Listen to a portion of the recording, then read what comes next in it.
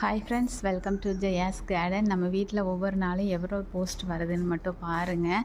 இது நீங்கள் எனக்கு போஸ்ட் அனுப்ப வேணான்னு சொன்னதுக்கப்புறம் இவ்வளோ வந்திருக்கு. இல்லை அப்படின்னாக்கா ஒரு பண்டல் அப்படியே ரப்பர் பேண்ட் போட்டு கட்டி எடுத்து கொண்டு வந்து போட்டுட்டு போவார். நான் நேற்று வந்த பண்டலை காமிக்கவா?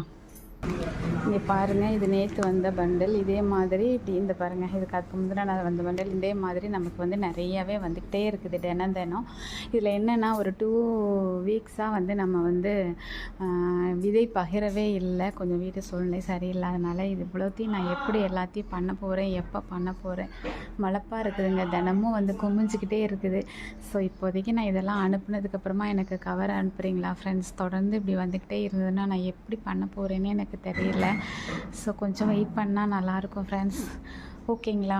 இவ்வளோ இருக்குது, இவ்வளோத்தையும் நான் எப்படி அனுப்ப போகிறேன்னு சீடே பேக் பண்ணாமல் இருக்குதுங்க.